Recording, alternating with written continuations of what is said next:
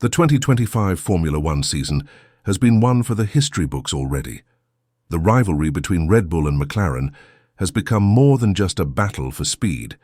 It's now a war of strategy, timing, and most importantly, politics.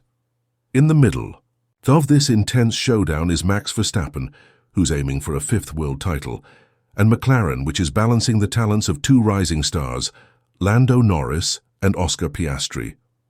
But what if I told you that behind all the tire changes and pit stops, there's something brewing under the surface that could shake things up even more?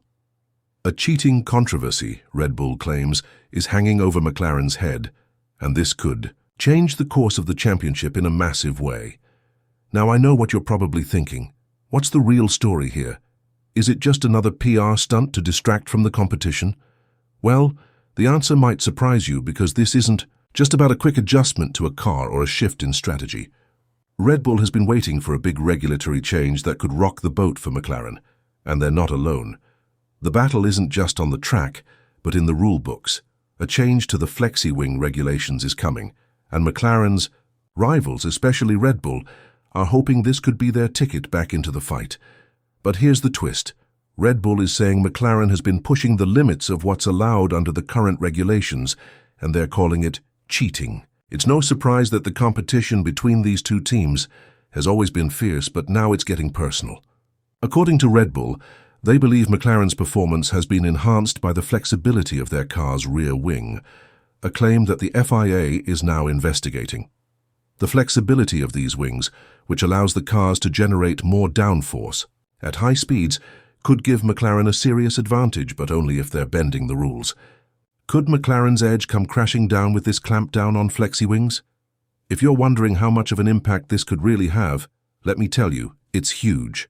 Red Bull is not taking this lightly, and they've been very vocal about their intentions.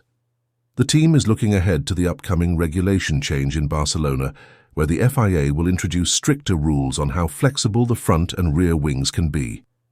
The new regulations will impose tighter limits on how far the rear wing slot can open, with additional static stress tests to ensure the wings don't bend beyond acceptable limits. The teams are already under pressure to adjust, and McLaren might find themselves in a difficult position, trying to meet these demands while maintaining the pace that's helped them rise to the top this season. But let's be real. This isn't just about the wings. It's about the strategies that each team is using to stay in the hunt for the championship. Red Bull, focused entirely on Verstappen's title fight, is placing all their chips on one driver. Max Verstappen is the heart of the team's strategy, and they're hoping he can carry them through the next few races to secure the title. However, McLaren's dilemma is a bit more complicated. They've got two exceptional drivers in Lando Norris and Oscar Piastri, but with two drivers competing for the top spot, it's becoming clear that McLaren may be tripping over their own feet when it comes to making strategic decisions. During the Japanese Grand Prix, McLaren seemed to have the upper hand, but their strategy couldn't overcome Red Bull's focus and precision. In the midst of this battle, McLaren chose to treat Norris and Piastri equally, which might seem fair on paper, but came at a cost. They didn't prioritize Norris, who was in a better position to challenge Verstappen. Instead, they had both drivers follow the same strategy, which led to McLaren missing a crucial opportunity to overtake Red Bull. While Red Bull was moving forward with a single-minded focus on Verstappen, McLaren found themselves struggling to make decisions that would benefit them both. The result? Max Verstappen emerged victorious at Suzuka, further solidifying his grip on the title race. Norris, on the other hand, admitted that McLaren could have played things differently. He even questioned whether they should have tried something more aggressive, like an overcut strategy.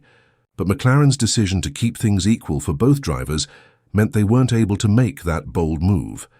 Now, Red Bull is hoping that McLaren's internal strategy struggles will continue to benefit them. Christian Horner, Red Bull's team principal, even pointed out that McLaren's choice to prioritize fairness could be their downfall, allowing Verstappen to swoop in and claim victory. What's even more fascinating about this situation is how Red Bull sees McLaren's advantage as a potential weakness. Red Bull believes that McLaren's two-driver strategy could be a liability in the long run.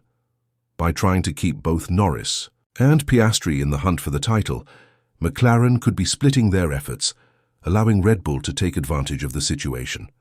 In contrast, Red Bull's focus is clear. Max Verstappen is their one and only hope for the championship.